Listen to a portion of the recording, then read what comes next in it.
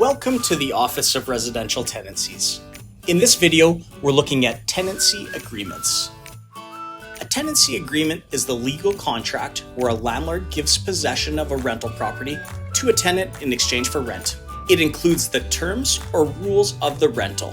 This agreement can be done in one of two ways: verbally or in writing.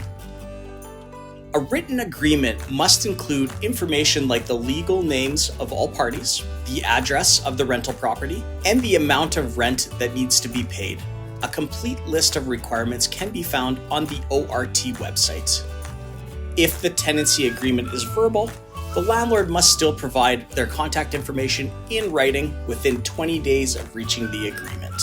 Landlords and tenants can choose from different types of rental agreements: week to week, month to month, and fixed term leases.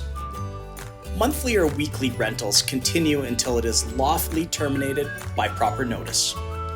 Monthly agreements need 1 month's notice, while weekly agreements need a week. In both cases, tenants must give notice the day before rent is due. For example, if rent is due on the 1st of June and a tenant wants to move out by the end of June, notice must be given by May 31st. Lastly, a fixed-term tenancy is when a landlord and tenant agree on a specific time frame for the rental. These agreements have a fixed end date. A notice to vacate is not needed because both sides have agreed on an end date from the start. But 2 months before the rental ends, the landlord must either offer terms of renewal or notify the tenant that the lease will not be renewed so that the tenant knows if they need to move out at the end of the term. Here's something to remember. Every tenancy agreement must follow what are called the standard conditions. This is a list of rules that applies to every rental in the province. By law, a copy of the standard conditions must be included with every written tenancy agreement. So how does this work?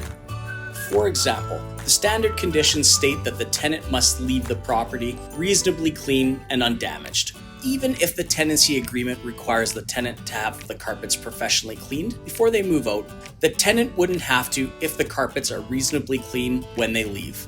The standard conditions always win. Landlords and tenants should both be familiar with the standard conditions to help ensure a happy tenancy. For more information, head to www.saskatchewan.ca/ORT.